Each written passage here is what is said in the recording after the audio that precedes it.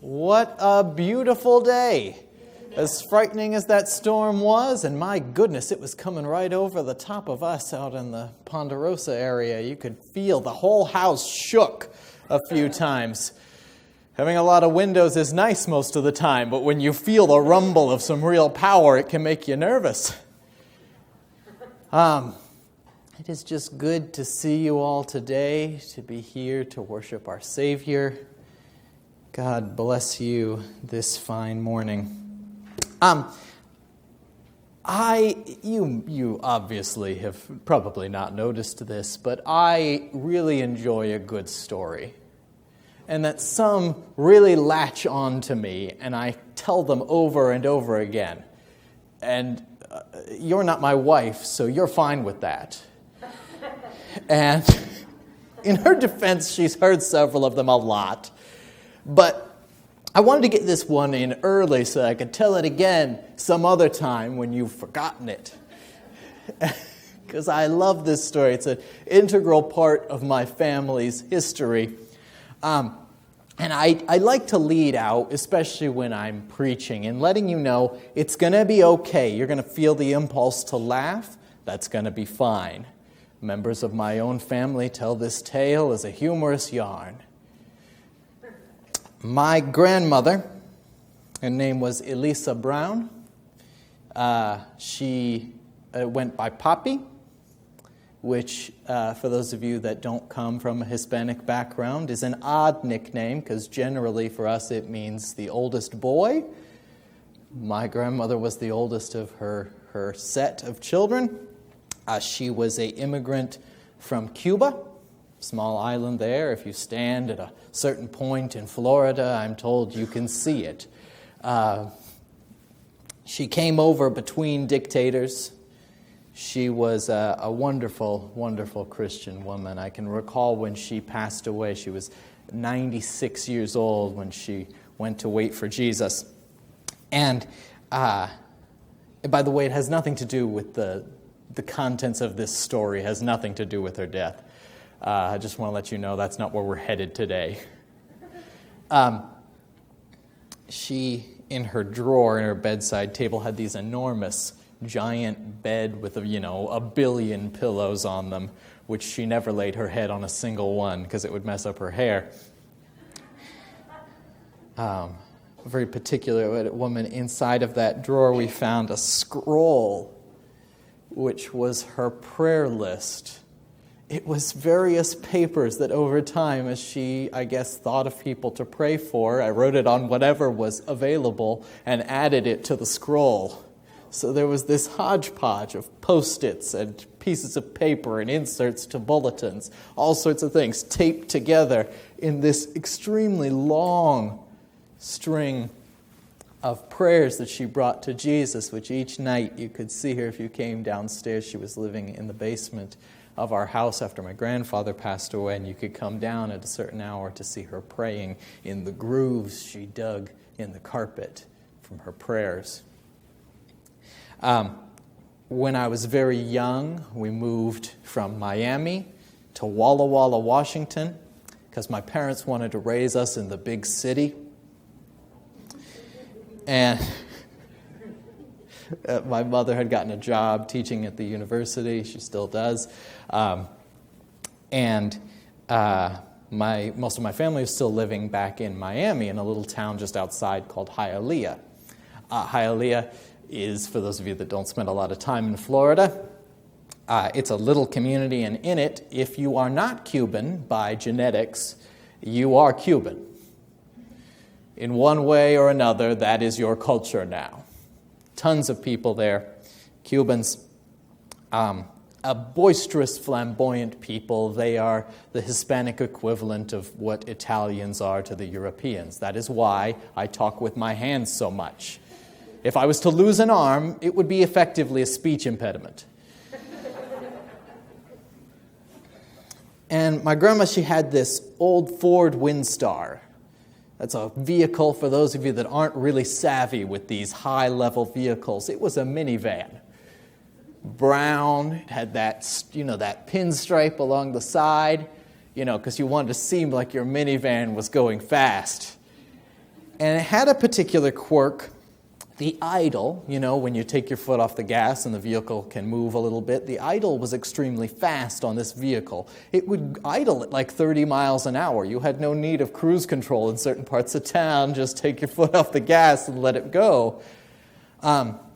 It later became my first car in high school. Minivan.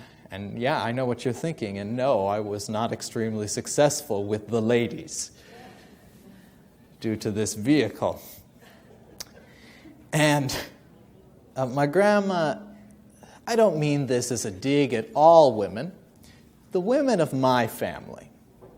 There's some genetic thing that is yet to be isolated by science that gives them, or has removed from them, the sense of direction that most people have. I've seen my mother, who has lived in Walla Walla, Washington, for, I don't even recall, 15, 20 years, take one turn sooner than she was meaning to, and was immediately lost, when all she had to do was go around the block to get back to the road. My grandma was even worse. She couldn't find her way out of a wet paper sack if you had left the door open. And she was on her way to a party. Sabbath afternoon, it's a nice spring afternoon. You're going to go and spend some time with the church family. They had invited her over, and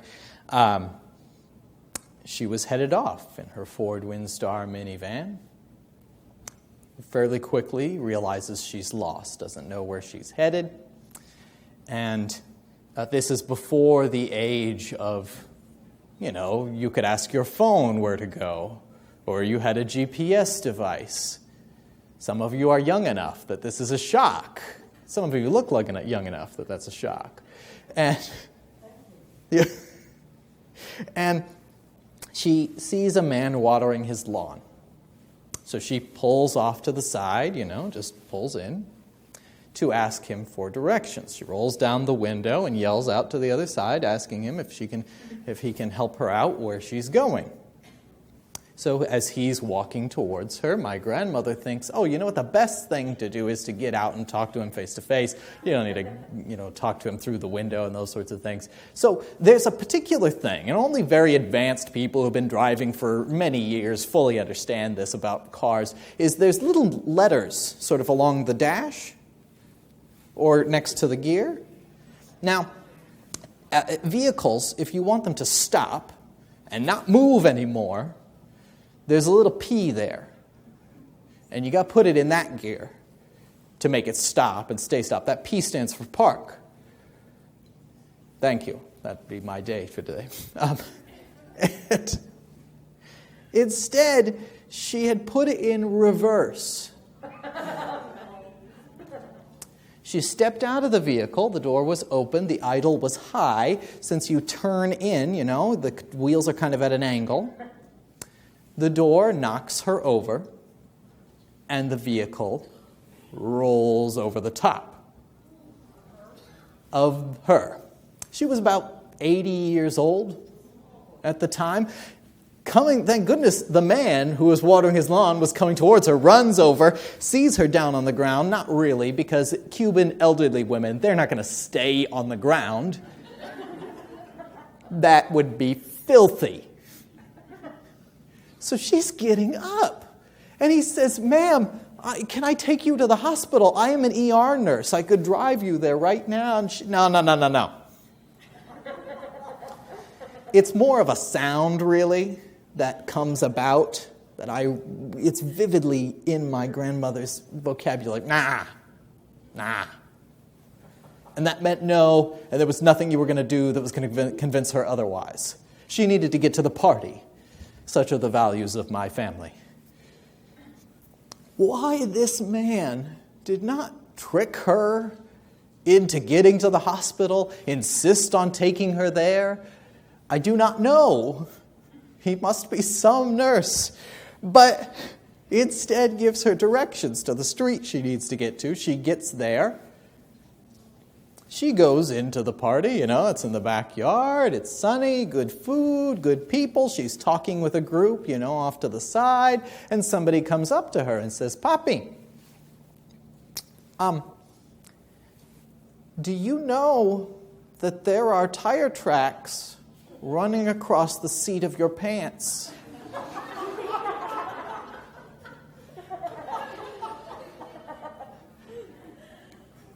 She was mortified.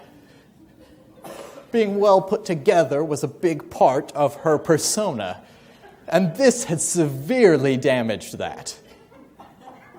Her response, though, is not perhaps what you should respond when this has occurred to you that day. If this had happened to me on the way to church, the first thing through the door would have been, "Hey guys, I ran myself over on the way here." No. What she responds is, if I had known there were tire tracks running across my pants, I never would have come. She doesn't say, on the way here, there was a small incident, don't worry, I'm okay. No. She gets home that evening.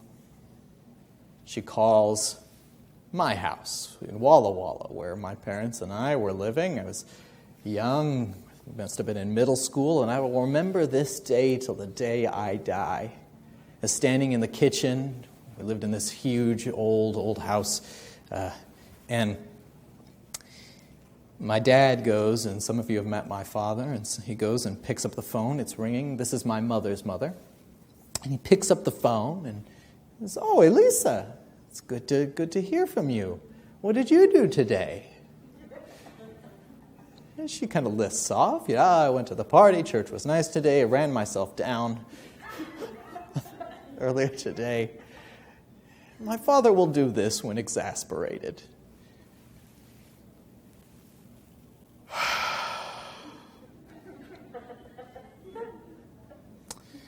"You need to talk to Sue." My mother. He walks 2-3 rooms away, the other side of the house. My mother is one of the toughest, smartest people I have ever met in my life. She worked in a hospital that could employ our town, Walla Walla College Place, several times over. Huge, enormous hospital there. She was a social worker during Hurricane Andrew. When it hit this hospital, it caused huge damage, and she was one of the people instrumental in ensuring that it got back up and running. She had worked child protective services work in the inner city. She did a lot of work with trauma units at the time for young children, which she was working in that hospital. This is all to say that my mother is not easily rattled. Even to this day, still not pretty inflammable. When crisis comes, she immediately gets on it. When Hurricane Katrina hit, we were living in Walla Walla. My mother announced to us, "I'm going to go down there and help out the Army," which she did. One of the first people in with the Army to help them out getting people resettled. A lot of the social work that needed to be done down there. And I hear, I'm going to screech in a second, Andrew. I don't want to blow out the microphone. I hear my mother, my inflammable mother, yell, "You did what? What hospital are you in?" I'm done.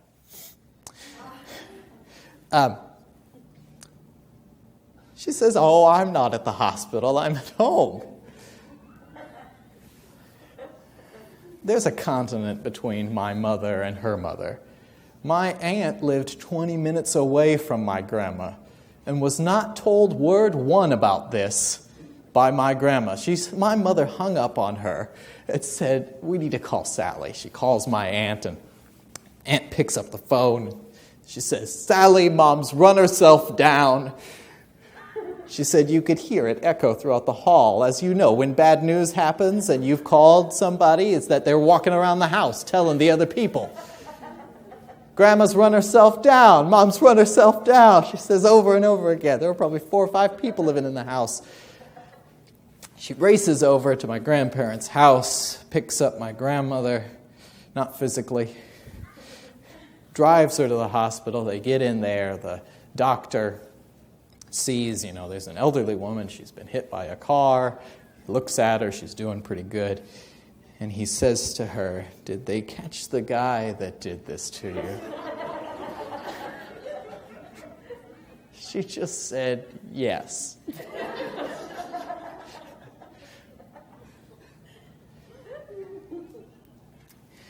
You see, in your life and mine, we have all been struck by the van of sin. That not one human being can escape this life without the mark that sin leaves behind.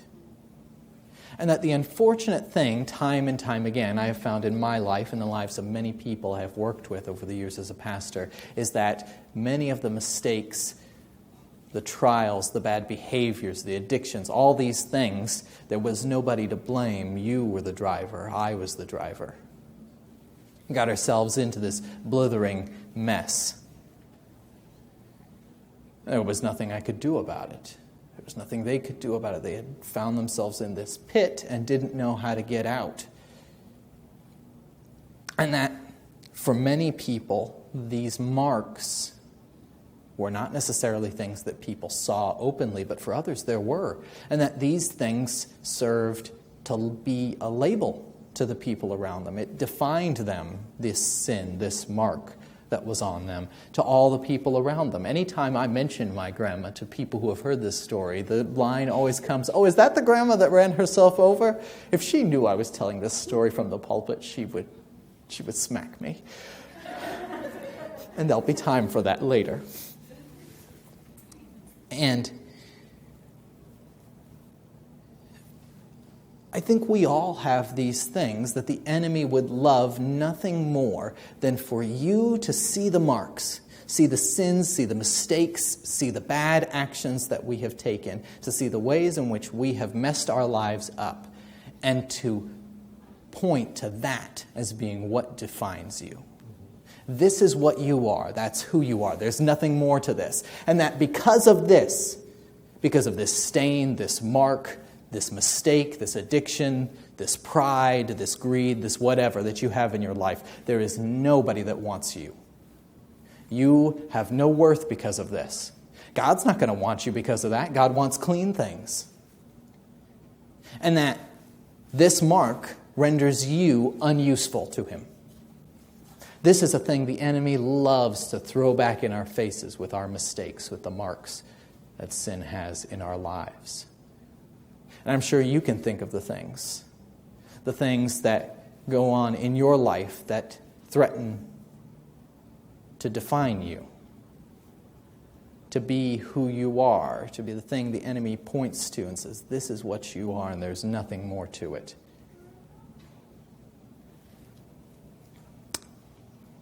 In Matthew 9, verse 9, that's where we're going to be. Very short snippet. It's a story of a young man who really has gotten in my head. I wish we had a lot more detail about him. His name is Matthew, and he wrote a book, which you're reading. Says this: as Jesus was walking along, he saw a man called Matthew sitting at the tax booth. Okay. This has big implications for what we know about Matthew. Huge. We're given a lot of detail, actually, in just this little thing. Matthew, other versions of our other Gospels call him what? Anyone know the other name he has? Levi, right? Some will hyphenate it, right? Levi, Matthew. Some versions also throw that in there. Some biblical scholars suggest that having the name Levi, since you had often family names that reached far, far back, there's a potential that Matthew is from a priest tribe. That maybe even Matthew's family are priests. Maybe his ancestors were people who worked in the temple. And Matthew is not doing a good job of living up to his family's legacy. He's a tax collector. And we know a fair bit about tax collectors. There's some disagreement about what exactly made you a tax collector, how you got the job. Some suggest that you put in a bid, much like you would for contractor work, to Rome. And you said, here's how much I think I could get out of the people here. And if you had the bid that they deemed was right, it wasn't always the highest. And you would say, this is how much I could gouge.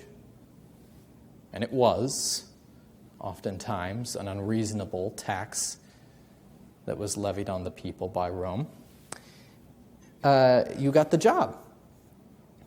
And that, with that bid, you could then say, okay, this is how much Rome is expecting. And there was often a slice of that was dedicated to paying you.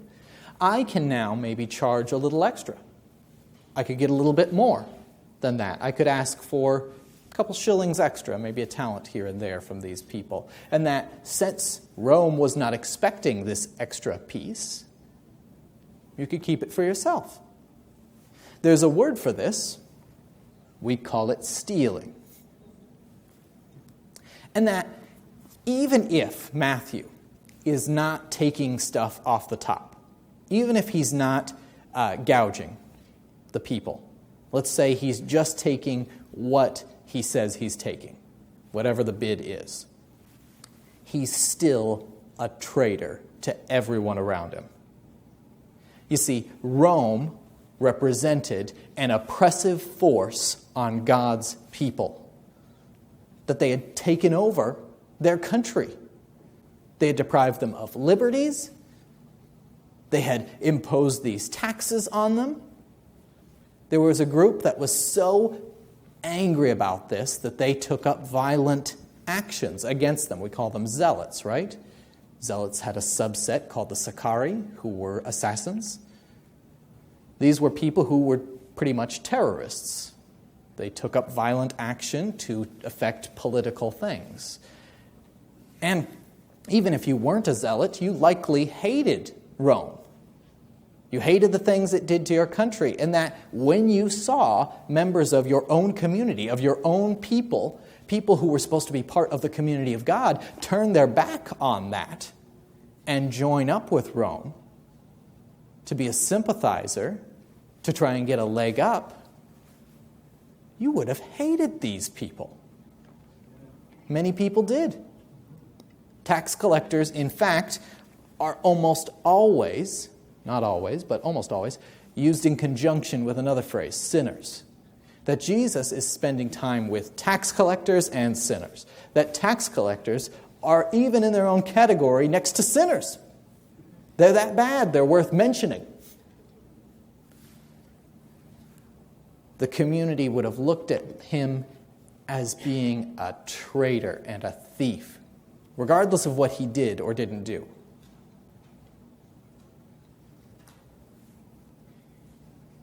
And there was another element to this. If you are an ancient Israelite during the time of Jesus, community is everything. You are tied up into a family unit, into a group of neighbors and friends that you cannot avoid. There is no means of living outside of the community successfully. And that with that came opportunities to be part of worship, right? To go to the temple, to be in the synagogue with your fellow neighbors, to be in a community of worship. And that because of his label, because of the things that he has done, Matthew is separated from that. There are some parts of the temple, likely his own people would not think that he should even set foot in. The synagogue probably didn't want him around. And that probably the only other people he could spend time with were other tax collectors and sinners, people who were on the outskirts, who for one reason or another are outcast from society.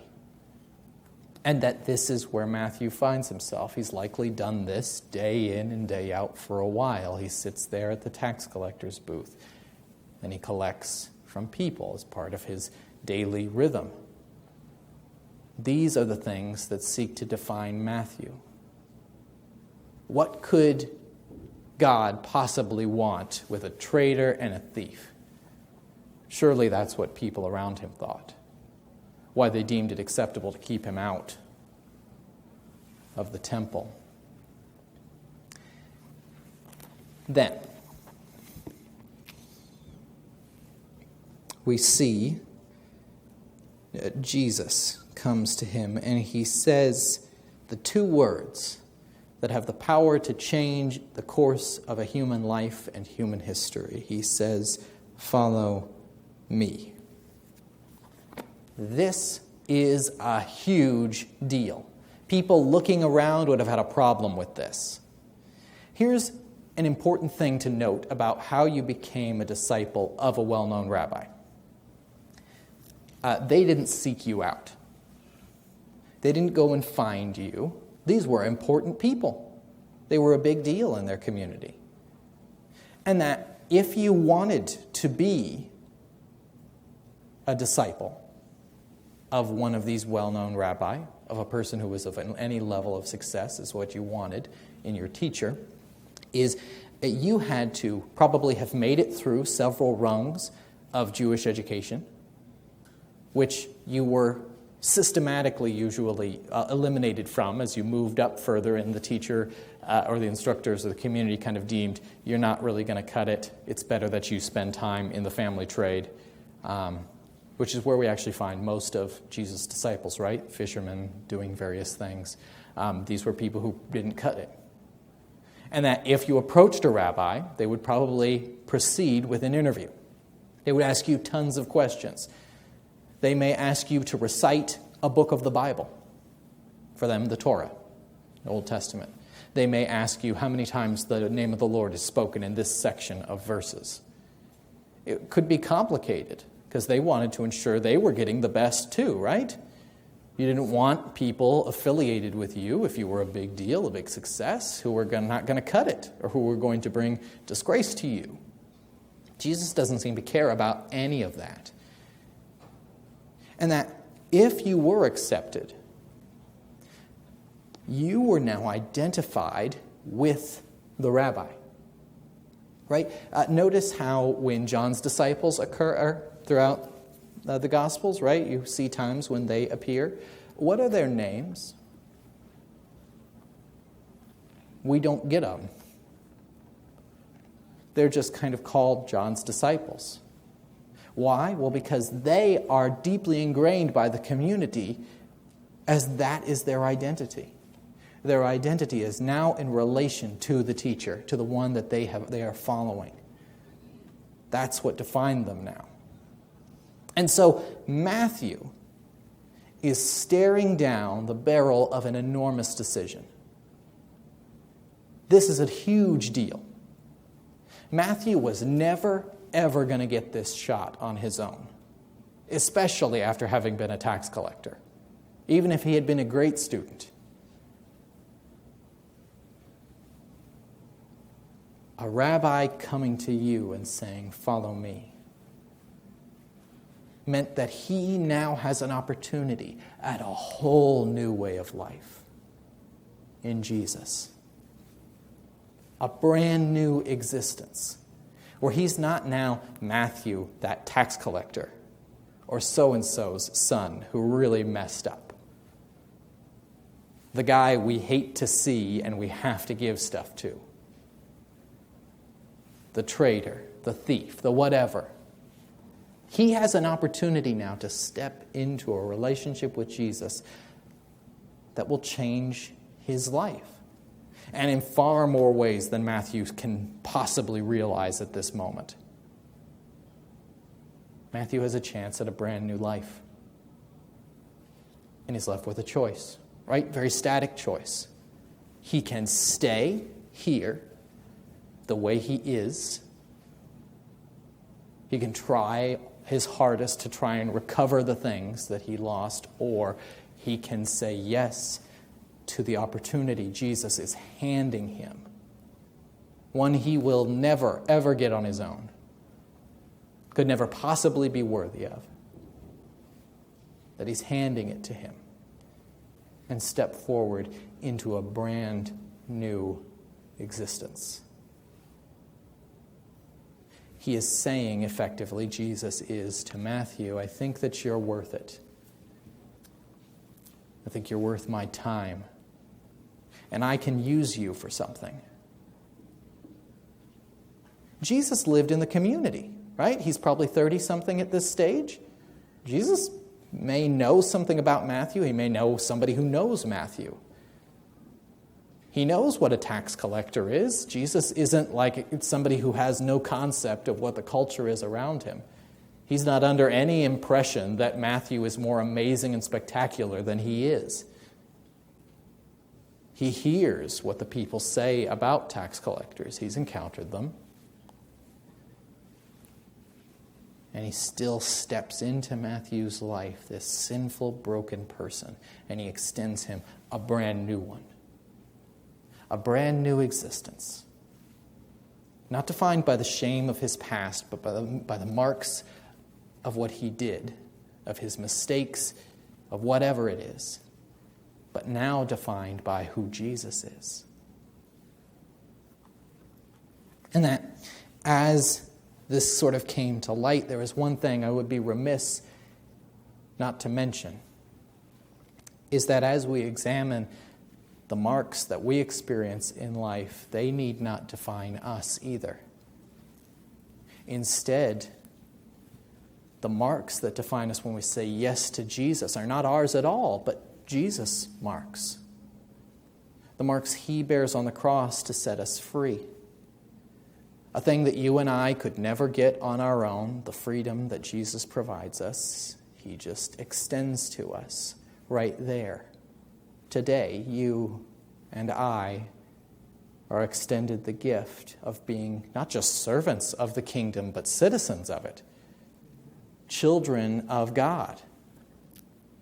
To step into a brand new identity where our scars only matter so much as they show us, as they show the world what Jesus healed us from, the thing he set me free from. The scuffs and the chafes of the chains that once held you, you can point to now when the enemy says, you're not good enough, you're not clean enough. It doesn't matter. I didn't have to be clean enough or good enough. Jesus is. And I claim that for myself. He extends to me a gift of being part of his family. And it gives us a choice, just like Matthew. We can stay where we are. Or we can grab hold of what Jesus is offering us, extending to us, and step forward into a brand new reality, a brand new way of living, a brand new way of defining who we are as the people who belong to Jesus. Do you know that Christian, the word you and I use to define who we are, was once an insult? Many ancient scholars believe that Christian, which to many people of the time simply meant a little Christ, was meant to deride Christians. Right? The early parts we see in Acts, they call themselves followers of the way, not Christians until much later. And instead of being belittled by being defined by Jesus and our emulation of him, of our desire to follow him, of choosing to take that label and saying, oh, it's not like that, is that we took it on ourselves. It's not an insult to desire to be defined by Christ, to be more like him, to pursue the brand new life that he extends to each and every human being. And we see Matthew's choice right there. And he got up and followed him. Does it say Matthew stopped what he was doing and found those people that he had done wrong, that he made things right with his parents, that he did all the things that we typically think about when we think about a change of heart occurring. No, he gets up and he steps away from who he was into something new. Does that mean that Matthew doesn't make things right, that he doesn't live a brand new life? No. It just means that Jesus is ready to take you now. You don't have to get ready. You don't have to wash up. He's extending it right now. Many of us have been Christians a long time. We know that. But how many times do those of us who maybe have done this a long time, we've been part of a church institution for years, we have a church community, we know when potluck is, we sit on the board, and yet Jesus is still not the thing that we seek to define us. It's my own influence, my own power, how smart I can be, how many punches I can get, how much money I can make, whatever it is. Or is it the pain that I've experienced in the past is too great for Jesus to use? This burden of self that I carry, the narcissism and the selfishness that I hold on to, Jesus can't take me like that. My anger, my short temper, my whatever. These are the things that we say define us. No. Jesus says, no, you are mine. And that we can step into that identity as children of God. And that, will the enemy continue to slander you? Of course. He's terrible, in case you haven't noticed. But Jesus provides us with something new. My first Sabbath as a pastor. I walk in, my suit, my mother bought me to the Spokane Valley Adventist Church. Had done some interning stuff at the University Church in Walla Walla, which meant I didn't get to do a lot of pastoring because they have, 60 of them. And I stepped in, and Marilyn Salmon, beloved sister, one of my elders, came over and grabbed me by the shoulder and said, "Pastor Mike, I need you to meet somebody." She drags me on over to the corner where there's a young lady, purple hair, and she says, "I just wanted you to meet this amazing, wonderful person."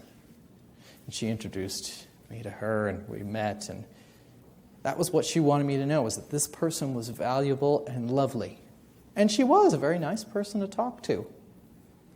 When you're early on in places, right, you don't know much about people. And as I went about, I preached that day, came back out, you're shaking hands at the door and that sort of thing. And one person comes up to me and says, "Pastor, do you know there's somebody here today who just got out of rehab 2 days ago?"